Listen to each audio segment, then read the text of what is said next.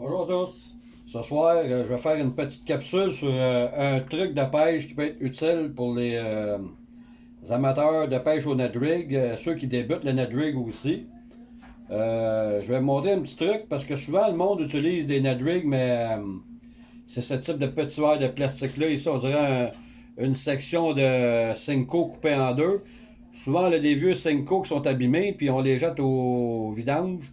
Mais on peut les récupérer pour nous dépanner, faire des net rigs comme ça ici. Sauf que l'inconvénient, c'est que les bouts de Senko ne flottent pas. Fait que quand on les met après une tête net rig comme ça ici, regardez bien ce que ça donne. Ils tombent sur le côté.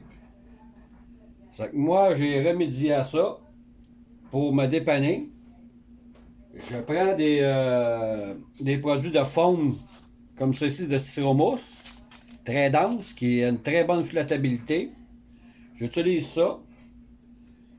Je prends un poinçon, je coupe des fragments. Je les arrondis dans mes mains comme ça ici. Regardez, des petits fragments de foam. Vous prenez un crayon feutre permanent, vous pouvez les mettre de couleur, exemple chartreuse, jaune, rouge, avec des crayons permanents pour vous dépanner. Vous prenez de la colle rapide comme ça ici. Vous mettez une petite goutte sur le bout du plastique comme ça ici, une petite goutte. Et vous venez combiner votre embout de styromousse sur le bout de votre ancien Senko. Comme ça ici, regardez, on le laisse sécher quelques minutes. Et ensuite, j'ai déjà des modèles déjà montés, préparés. Vous prenez votre bout de Senko combiné à une tête net rig. Vous l'insérez dans la section comme ça ici, regardez. Toujours peinturé avec le crayon feutre, ça ici, le bout. On va faire le test ultime. Regardez. Voyez-vous? Ça peut vous dépanner pour avoir un net rig.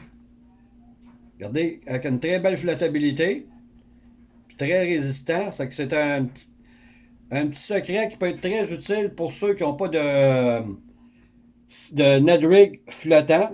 Vous montez un vieux Senko avec combiné d'un morceau de styromousse coupé comme ça ici. Vous venez le combiner avec de la colle rapide style Crazy Glue. Ça vous donne un résultat de flottabilité terriblement bon. C'est que ça peut vous dépanner si vous avez des Senko, des Dinger, plusieurs marques de caoutchouc qui n'ont aucune flottabilité. Regardez, je vais prendre un autre fragment. Je vais prendre un autre fragment, exemple qui n'a pas de styromousse dessus. Je vais tourner mon bocal, c'est ici. Regardez, ça n'a pas été trop long, il est descendu au fond. L'autre fragment, regardez encore la même chose. En utilisant le styromousse, regardez, c'est très utile. C'est que préparez-vous pour le printemps parce que ces petits secrets-là peuvent être utiles pour vous les pêcheurs. À bientôt, c'était une capsule de Charlie Jake.